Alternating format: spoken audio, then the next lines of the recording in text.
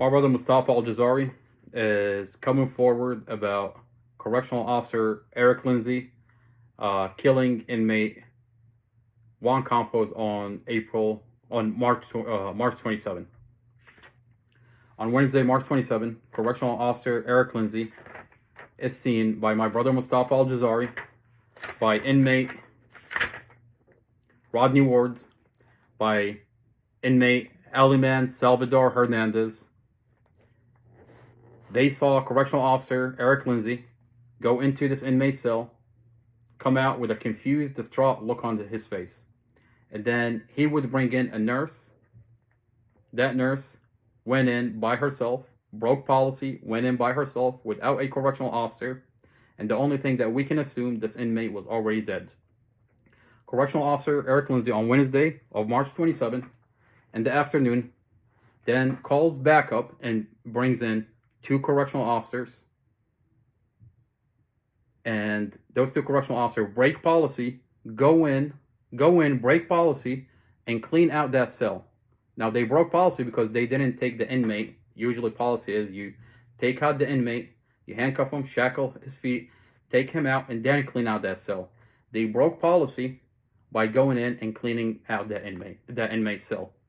Now, the only thing we can assume is that inmate was already dead on Wednesday. The jail wants to tell the community that they found Juan Campos, an 18-year-old kid, unresponsive on Thursday, March 28. But inmates are seeing Correctional Officer Eric Lindsay directly involved in the killing of this kid, this 18-year-old kid. Now, my brother Mustafa ALJAZAIRI came forward about what he saw happen on that day. And he saw what Correctional Officer Eric Lindsay did to 18-year-old kid Juan Campos. Now, they're retaliating against my brother. Correctional officers are retaliating against my brother.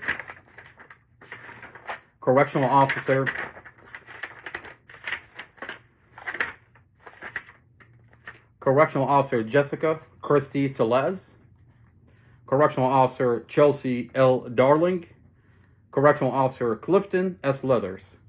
On Friday, April 5th, they go into my brother's cell, they rough him up, they handcuff him, they strip him, they rough him up, they take his commissary, they take all his items, they take his religious item, they take his Quran, they kick his Quran, they step all over his prayer rug. Take all his stuff and throw him out the cell. Now, inmates are coming forward and they're telling me what they saw. They saw that Mustafa's Quran was Mustafa's religious items. Okay. Inmates.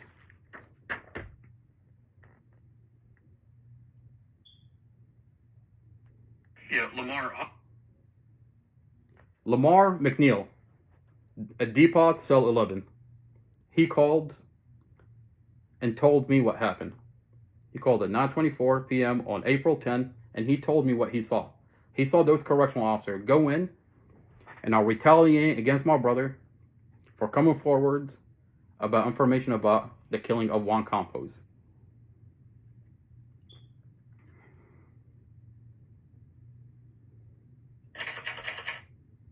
Correctional inmate Aliman Salvador Hernandez. He's at Depot Cell 42. He called at 7:47 p.m. on April 11. He called and he told me what these correctional officers are doing to my brother. Correctional Officer Celez, Jessica Celez, Correctional Officer Chelsea L. Darling, Correctional Officer Clifton S. Leathers. They went into my brother's cell on April 5th. They roughed him up, handcuffed him, stripped him, roughed him up, kicked his Quran, stepped all over his prayer rug. Okay? Inmates are coming forward and they're telling us what they're doing to Mustafa. They're retaliating against Mustafa ALJAZAIRI for coming forward.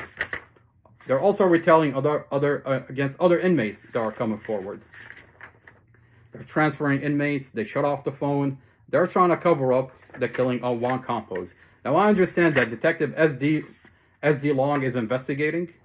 Detective Anderson is investigating the death of Juan Campos. So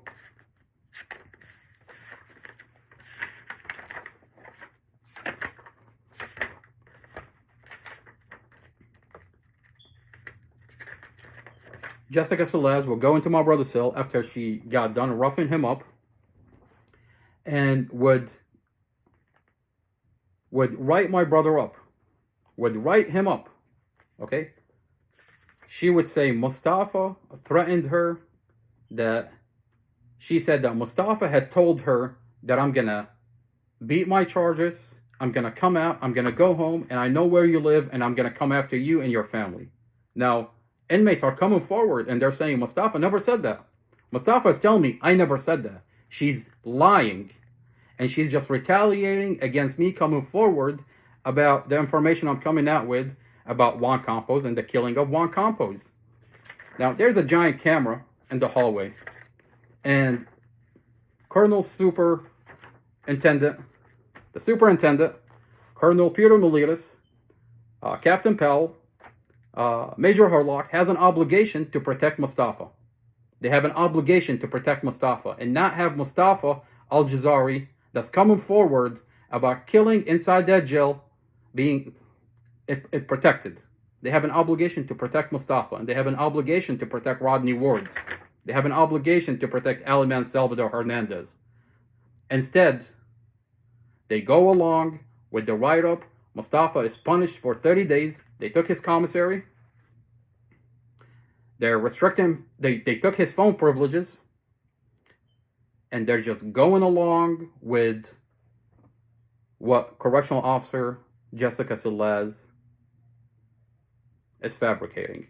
Correctional Officer Jessica Celez is protecting Correctional Officer ERICK LINDSEY. Correctional Officer ERICK LINDSEY is going to jail for a long time. There's a camera that saw what he did on Wednesday. There's inmates that already came forward that are talking to Detective Anderson about what they saw on Wednesday. The jail like to tell the community and the media there is no foul play. There is foul play. Okay, when you have correctional officer go in, when you have a nurse that go in by herself, when you have correctional officer go in and clean out a cell, and then we find this inmate dead, unresponsive the next day when he's really dead on Wednesday, you know, there is foul play. When you shut off the phone, this is foul play. When you transfer inmates around, this is foul play. When you start intimidating inmates that are coming forward, this is foul play. Colonel Peter Melias has an obligation to protect my brother. And Jessica Celez, my brother, wrote an appeal to Major Harlock and Captain Powell, that Correctional Officer Jessica Celez is fabricating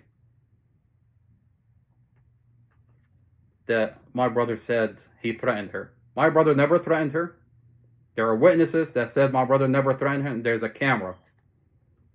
And Correctional Officer Jessica Celez is retaliating to protect her buddy, Correctional Officer ERICK LINDSEY, because Mustafa came forward with evidence. We demand that Colonel Peter Melias steps in and take ownership of his jail and not let correctional officer that are abusing inmates get away with it. It's his jail. Under his watch this has happened. He's going to be held accountable by the Department of Justice, by the FBI. Okay? And I'm not talking about the FBI out of Manassas. I'm talking about FBI agent out of D.C. This jail is being investigated. The death of Juan Campos is not going in vain. My brother is being tortured because he came out with information. And Correctional Officer Jessica Christie Celez is going to be held accountable by law.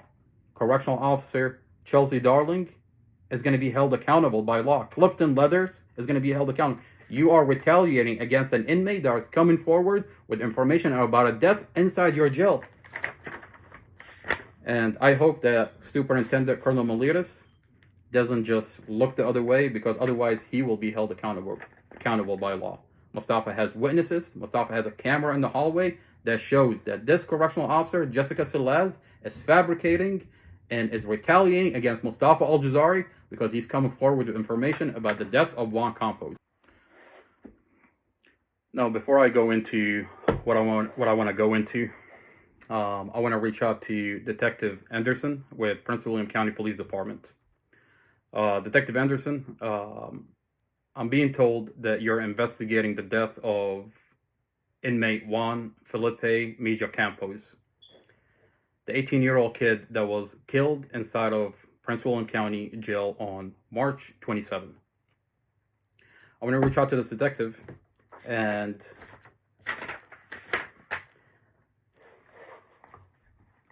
I want to tell this detective to look into and talk to inmate Rodney Ward, inmate Mustafa ALJAZAIRI, inmate Aliman Salvador Hernandez. These are inmates that saw what happened to Juan Campos. If Detective Hernandez with Prince William County is conducting a real investigation, he would sit down with these inmates and question them and ask them what they saw on Wednesday, March 27, and if he was conducting a real investigation. Now, it's been 15 days since the death of inmate Juan Campos. I'm finding out that today, for the first time, that Detective Hernandez has reached out to Rodney Ward 15 days afterward. He reached out to Mustafa ALJAZAIRI. I don't know if he reached out to Aliman Salvador Hernandez, but we'll find out. Now, my question to this detective is, what have you been doing for the past 15 days, sir? Inmate Juan Campos has been dead for 15 days. What have you been doing in investigating the death of this inmate that today, for the first time, you get to talk to these inmates? These are inmates that saw what happened to this inmate.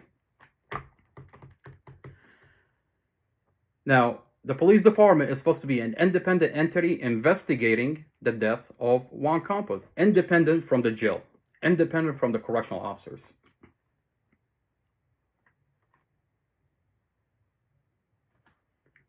We're getting information. Inmates are coming forward and they're telling us that what the jail is telling the community is a lie. The jail is telling the community that inmate Juan Campos was found unresponsive on March 28. Now, inmates are coming forward and they're telling us that's not the fact. And they're telling us that they saw correctional ERICK LINDSEY go into this inmate cell, cell 19, around afternoon time. They went into this inmate cell. He went into this inmate cell. Now, Juan Campos was calling out for help. He said, help me, help, help, I need help, I need help. So, Correctional Officer ERICK LINDSEY go into this inmate cell, cell 19. Now, inmate Aliman Salvador Hernandez, he said after this Correctional Officer ERICK LINDSEY went into cell 19, he heard a hard thump. Right after it, Correctional Officer ERICK LINDSEY comes out with a scared, distraught, confused look on his face. And he sat in front of that cell, cell 19, for a while. Now, this is Wednesday, March 27. Now, this correctional officer brings in a nurse. This nurse goes in by herself. And she wasn't there for too long. She comes out. Now, this nurse went in by herself. Now, you're in maximum security. Procedure, you're supposed to have a correctional officer go in with that nurse. But that nurse went in by herself. Is she not scared? Does she not fear for her safety to go into an inmate cell in maximum security? Now, we're talking about DPOD. We're talking about solitary confinement. This is maximum security. She went in there by herself. The only thing that I can assume is that inmate was dead. Or that's the only thing I can assume. Why would you go in there by yourself as a nurse? unless you don't fear for your safety. This inmate is already dead. Or he's so badly hurt that you don't fear for your safety. This nurse comes out, leaves. Correctional Officer Eric Lindsay then calls for backup. He calls 2 correctional officers. And those 2 correctional officers go into that cell and start cleaning out that cell. Now, Juan Campos is in that cell. Procedure, you're supposed to take this inmate, handcuff him, shackle his feet, take him out, and then have correctional officer go in and clean that cell, if they have to clean that cell. But they didn't do that. They went in, that inmate, Juan Campos, was still in that cell, and they went in and cleaned that cell while Juan is inside that cell. The only thing that I can assume, either this inmate is already dead, or is beyond, he's... What did Correctional Officer Eric Lindsay do? Did he beat up that inmate? Did he choke that inmate? Did he smack him so hard that Juan fell and he's beyond being a threat? That they couldn't take Juan Campos out of that cell because there's a camera that's going to see the condition of Juan Campos? They left Juan Campos inside that cell. They cleaned out that cell. And they took out a lot of stuff out of that cell. Now, why would you clean out a cell? The only thing that I can assume is they cleaned out that cell. It's a crime scene cleanup. What did they take out of that cell? But that camera inside that hallway is going to see what they took out. They clean out that cell. Correctional Officer Eric Lindsay clocks out, go lunch, and then clocks out. Now, Correctional Officer Dean is seen. Let me see his first name. I have his first name. No, I have his first name. His first name is somewhere here.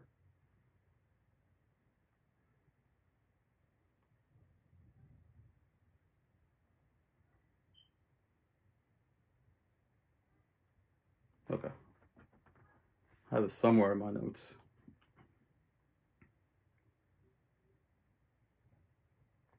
Okay, Correctional Officer Dean is seen by Eliman Salvador Hernandez. Juan Campos was calling out for help. Help me, I need help, I need help. And Correctional Officer Dean says he'll be all right and just ignores him and walks away. Now, that's Wednesday, March 27th. The next day, Thursday,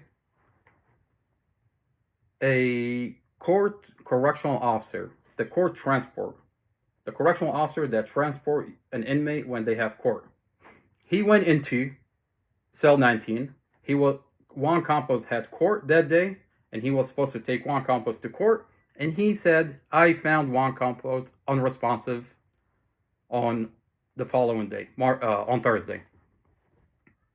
And then Correctional Officer Gulan calls out to Correctional Officer Suda, and she says, inmate is dead, inmate is dead, inmate is dead. Okay? And they say that that's when Juan Campos is found unresponsive. So I have 3 inmates that are coming forward, and they're all saying the same thing. Okay? Now, Detective Anderson, it's been 15 days, sir. I'm glad you got to these inmates, and I'm glad that you're sitting down with these inmates, but it's been 15 days. What have you been doing for the past 15 days? Okay. Now, we're finding out that the jail started transferring a lot of inmates out of that pod. On Thursday, they start transferring a lot of inmates out. Rodney Ward got transferred to another unit. Other inmates got transferred to different units. That's before the police got there. Before Detective Anderson got there. But before Detective S.D. Long got there. Now, the jail tells this community, through the media, that there is no foul play. And Detective Anderson is collaborating the same story. And the media is collaborating the same story. They say there is no foul play. Now, when the jail transfer inmates, these are witnesses that saw what the correctional officer did the day before, Wednesday, when the jail transfers inmates around, when the jail shuts off the phone on Thursday to start collaborating the story so the story doesn't get out. Isn't that foul play? When correctional officer Eric Lindsay brings in 2 correctional officers on Wednesday and clean out that cell, isn't that foul play? That's foul play. But the jail says there's no foul play, and the police department runs with it. Detective Anderson, Detective S.D. Long runs with it. They tell the media, and the media runs with it. Now, I have recorded statements from these inmates. I publicized it on social media. I have a platform that I've been building for just about a whole entire year because they falsified my little brother police report. They crushed and staged his vehicle. They hid the dash camera, and the media didn't report on it. They didn't report on the police department. The jail would beat and sexually assault my brother, and the media would not report on it. I reached out to NBC4 with Julie Carey. It took her a whole entire year to put my brother on the news. Okay, so I had to take it upon myself to build a platform on social media to communicate with the community and tell the community what they're doing to my little brother Mustafa ALJAZAIRI and my family. Now, audio recordings of inmates that are coming forward about what happened to Juan Campos, I start publicizing it on social media. If you go on TikTok, it's Free Mustafa ALJAZAIRI. If you go on YouTube, it's under the same Free Mustafa ALJAZAIRI. If you go on Instagram, it's Free Mustafa ALJAZAIRI. If you go on Facebook or Twitter, it's Free Mustafa ALJAZAIRI. Okay? Now, these recordings, I reached out to Julie Carey. Okay? I reached out to Julie Carey. That's Julie Carey. I reached out to her on, let's see. When did I reach out to Julie Carey? Julie Carey with NBC4.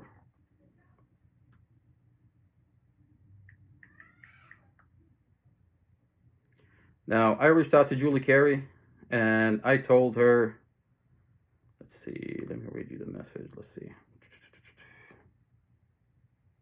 There we go.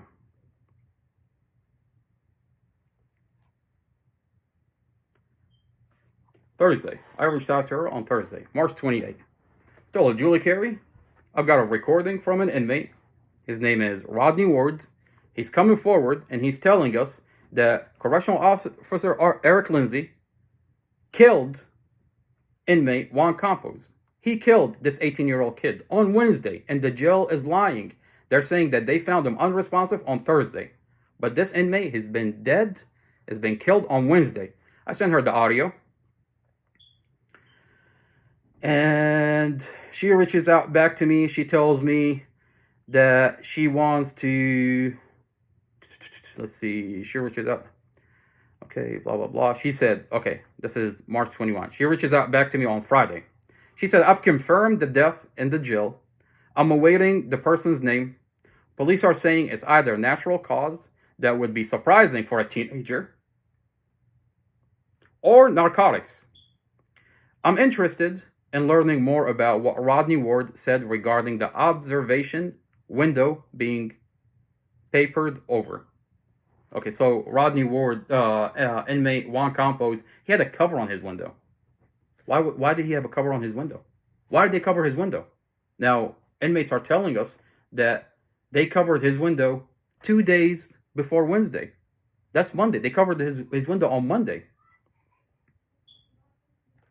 Why did he have a cover on his window? That's a good question. Okay. Okay, so I reach out to Julie Carey. I tell her, Julie Carey, we're coming out and protesting in front of the jail. And we're protesting the death of Juan Campos. Okay, and we come out and we protest in front of the jail. Okay. She tells me, this is what she tells me. I tell her we're setting up in the parking lot of the jail and we're protesting. She says, if someone in your group can get some videos or photos, please text me. Please text them to me. She doesn't even have time to come out and cover the protest. Okay, that's fine. I sent her the videos. I sent her pictures of the protest. Okay.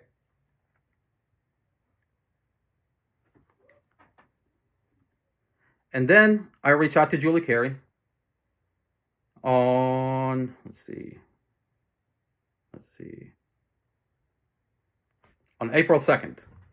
On April 2nd, I reached out to Julie Carey, and I told her, Julie Carey, the family have reached out to me, and I had a conversation with the father, with the stepdad, Barry Solar.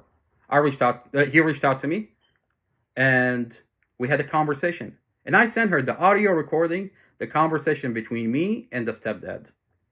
And that conversation is heartbreaking.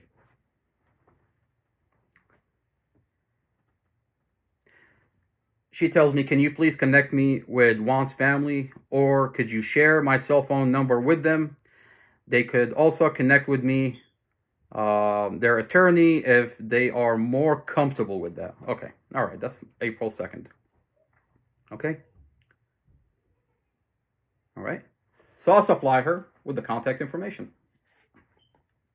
Now, my question to Julie Carey, she covered Juan Campos. It's on NBC4, and today is April 12th. Today is April 12th, 2024, okay?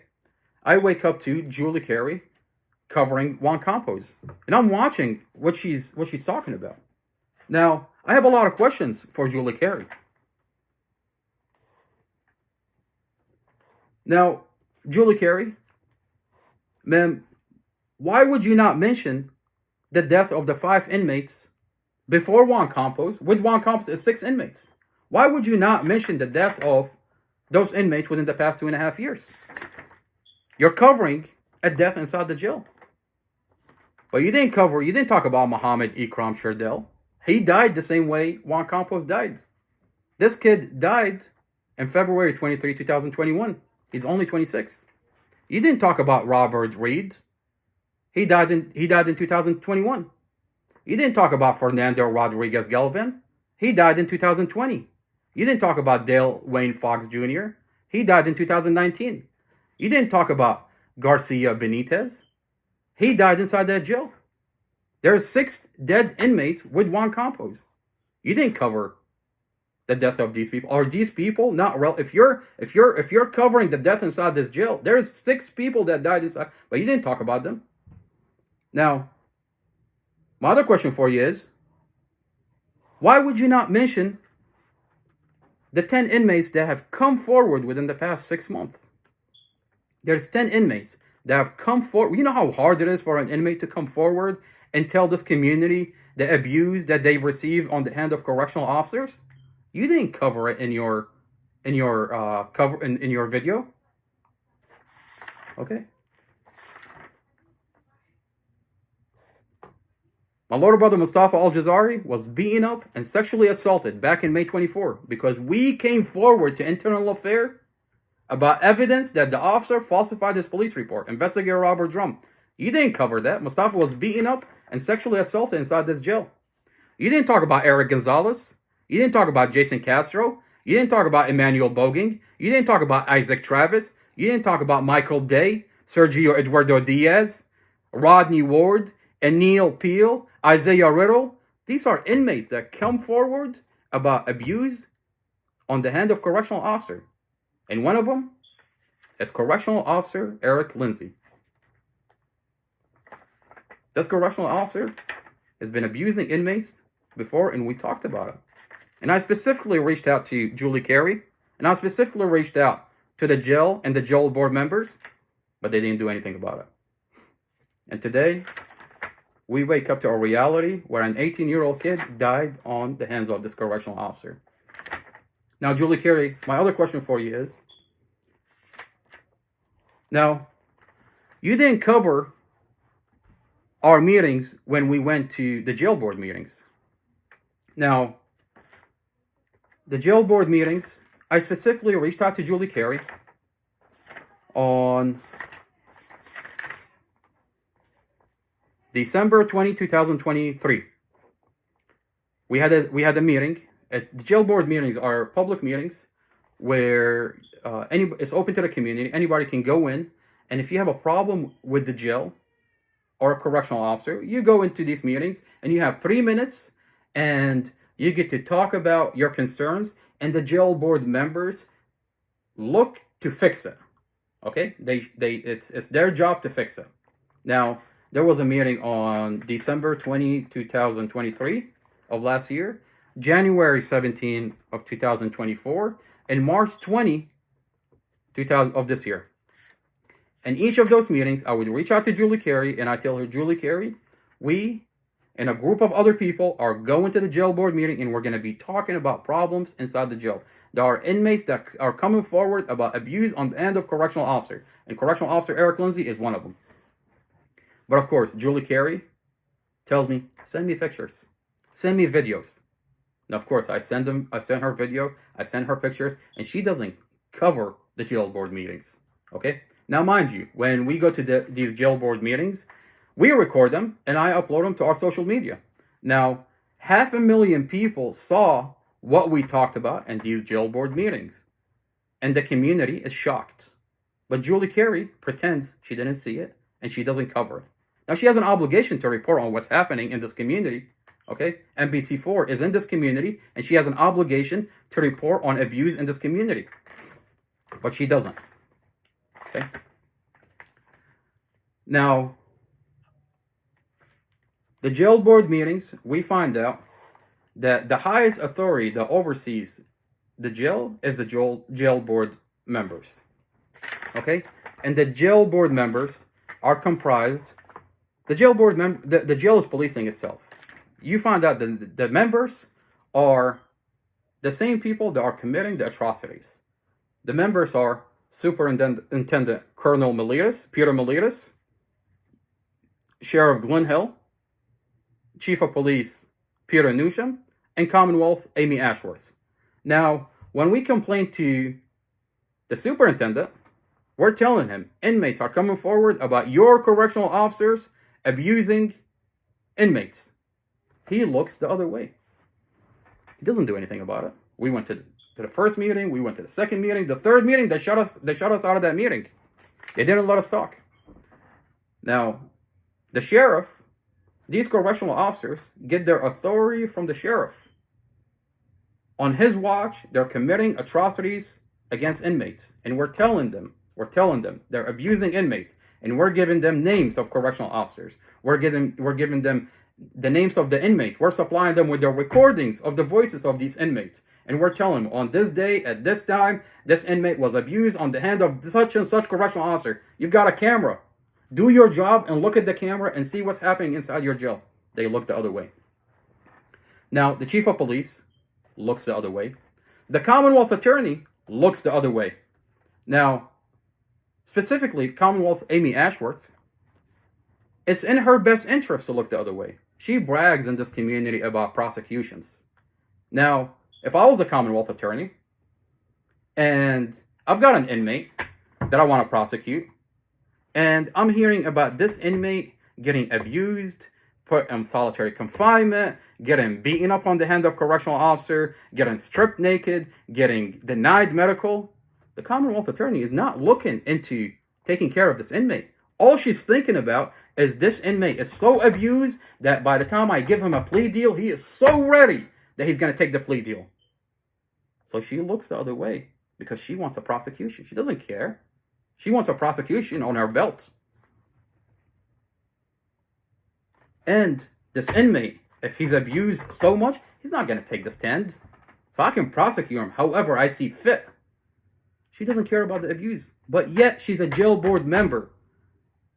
How is it not a conflict of interest that a Commonwealth attorney is a jail board member and she oversees abuse inside this jail?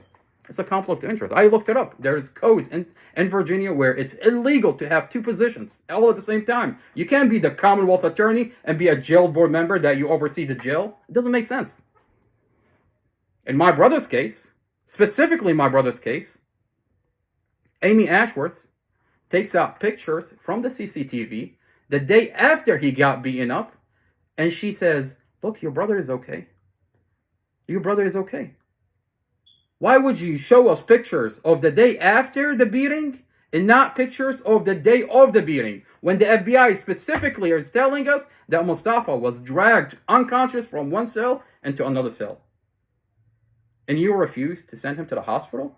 How does that make sense? We sued the jail, and we still have not gotten Mustafa to the hospital. Mustafa has compounded fractures on his leg because of the beating on May 24, compounded fracture on his arm, blurred vision from the beating.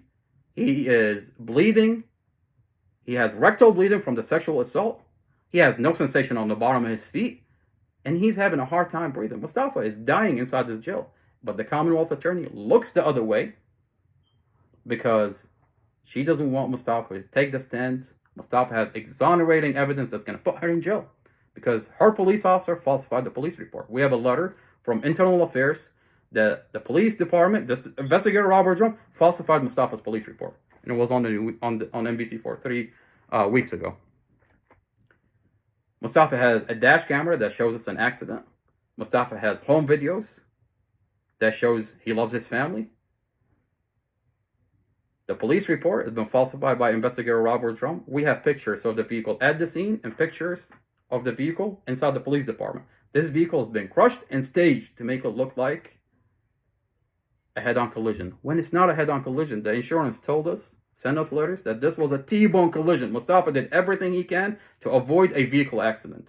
The police department inspected the vehicle, and they found out the vehicle did not have brake. While Mustafa hit the brake, the vehicle didn't stop. A vehicle cuts him off. You can see it on dash camera, and the police inspected the car. There's no brakes. It's a vehicle accident, but the police department is covering something that this community is going to find out what they're covering. I have a 72-page discovery, and in the 72-page discovery, you see why they're doing all this to Mustafa. I mean, who is Mustafa ALJAZAIRI to do all this to?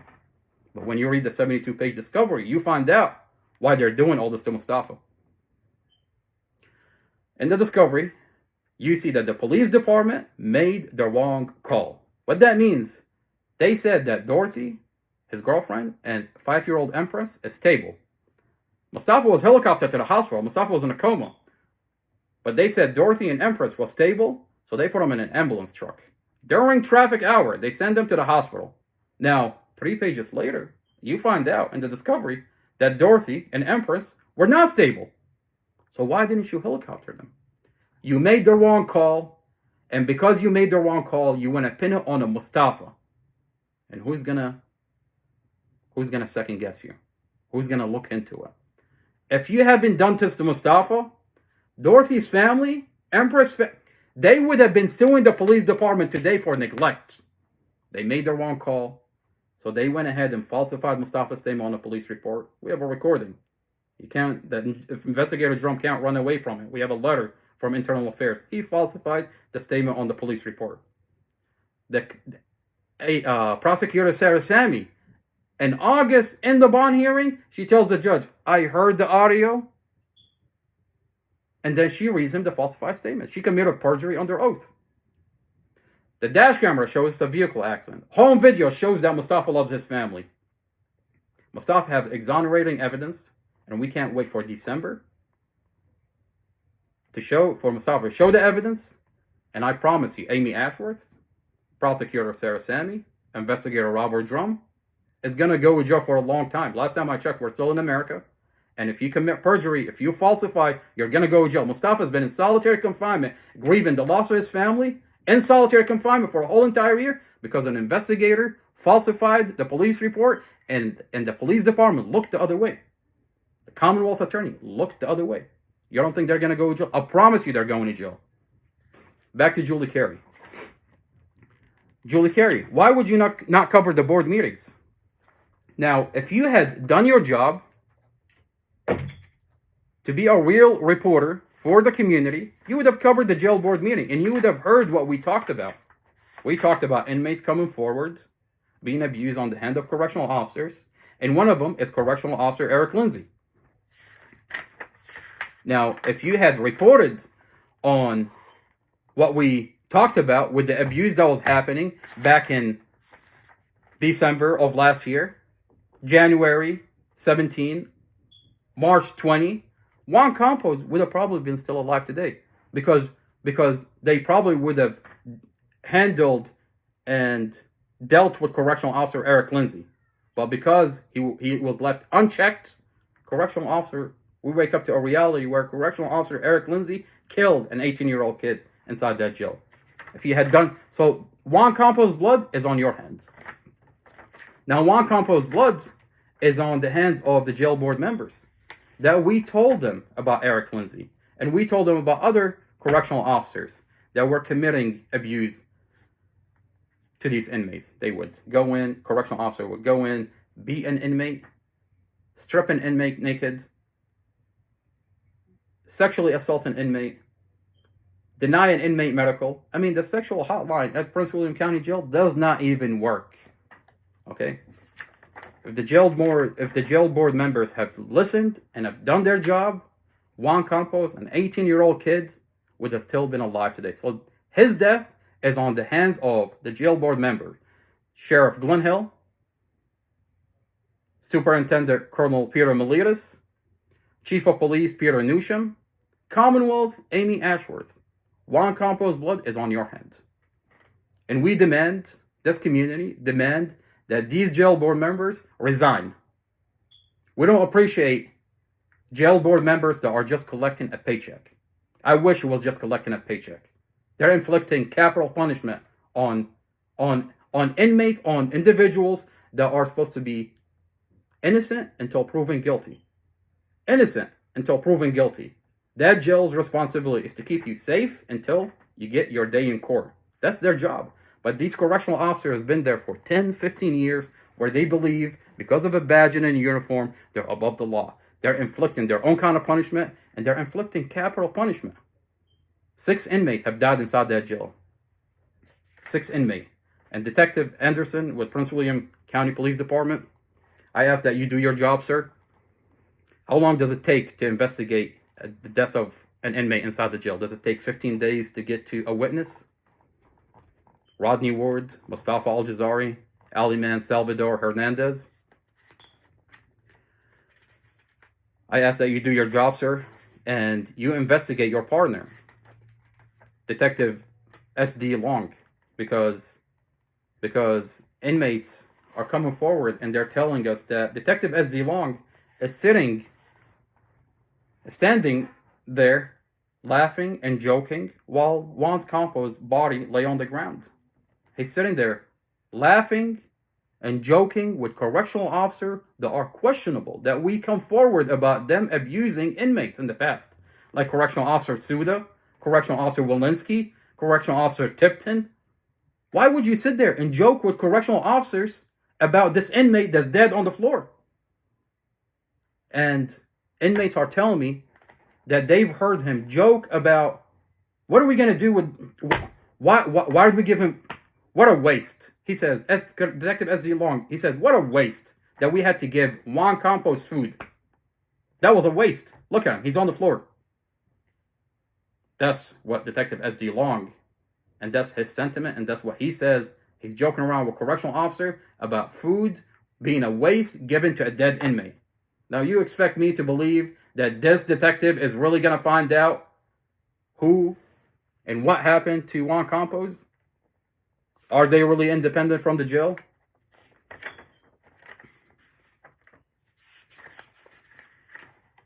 Detective Anderson, I expect you to do your job, sir. This community expect you to do your job and get to the bottom of what happened inside that jail.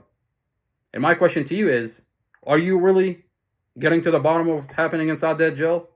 Or are you just trying to find out what we know so that way you can spin their narrative? Because last time I checked, there's a camera in the hallway. All you have to do is pull the camera and find out what happened inside that jail on Wednesday. Juan Campos has been locked up in that jail for 9 days. How hard is it to go through the camera and watch what happened inside that jail? You have a camera in the hallway.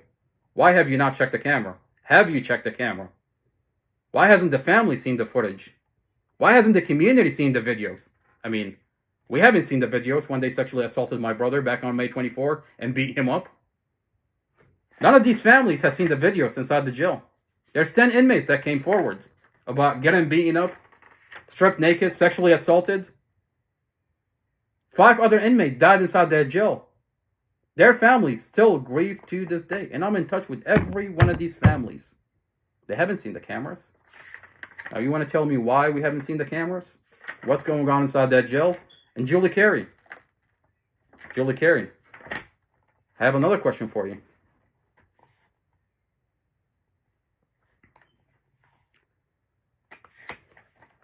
Now, every time we go and protest, you don't cover it. Why are you concealing that this community is upset? That there's abuse inside this jail? You tell me, send me pictures, send me videos, but you don't even cover it. Even when you cover a death inside the jail, you don't cover anything. You're spinning the narrative. You're spinning the narrative because when you watch your coverage, all you talk about is this 18-year-old kid has a problem. You want to say that this 18-year-old kid has a problem with drugs. We all know this kid went in for possession. He's on fentanyl. He's dealing with drug, like we all know that. Okay? But this kid went in and they killed him inside this jail. 9 days later, he died inside that jail. Did they neglect him enough that he died inside that jail? Did Correctional Officer ERICK LINDSEY on Wednesday get frustrated with this inmate that he smacked him? Because inmates are telling us that they heard a loud thump. What happened inside that cell? Where's the camera going to show this community? Where's the camera going to show this family? You're spinning the narrative, and you want to make it about a kid that's dealing with a drug problem.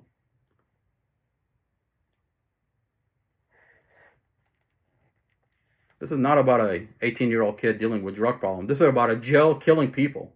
There are 6 people that died inside this jail. There's 10 inmates that are being abused on the hand of correctional officer. This is not about a kid dealing with drugs.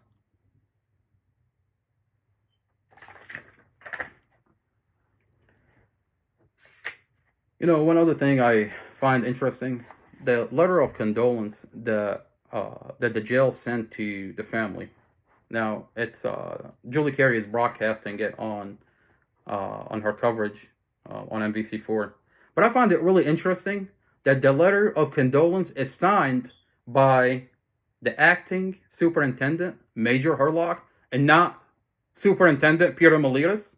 Now, you have a death inside your jail, and you don't even sign the letter of condolence to the family? How does that make any sense? Do you really think that your name is not going to get out there? And why are you not holding a press conference talking about this inmate that died inside your jail, the other inmates, the inmates that are being abused? There's so much evidence that your correctional officers are abusing inmates. That your jail is a death chamber, is a torture facility. My question is, can you really hold your correctional officers accountable? These correctional officers have been there for 10, 15 years. What do they have on this jail? What do they have on you that you can't hold them accountable? I mean, they've been there for 10, 15 years. They walk around with their cell phone inside your facility. Where do they record their other correctional officers do that you feel that if you fire them or reprimand them or hold them accountable, that they're gonna blackmail the jail? You know, we contacted the Department of Justice. We contacted that they assigned the FBI, but I found it interesting that they assigned a local FBI agent out of Manassas. They're 5 minutes away from Manassas, and their whole entire thing is to cover up what inmates are coming forward, and they're covering up anything coming out of that jail. They tried to cover up my brother's beating and sexual assault back in May 24 by showing us still images from the day after and not the actual video or the images from the day of the beating. The supervisor would admit that he saw a correctional officer on video drag MUSTAFA from one cell to another cell unconscious after they got done beating him up. But he sits there and he shows us a still image of a CCTV the next day. How does that make any sense? And then when we question him about the fact He says this is not on cross-examination. Then what is it, sir? You're talking to the family. We want to find out what happened to my brother. And he kicks us out of the meeting, and he ends the meeting and kicks us out of the meeting. This is supervisor.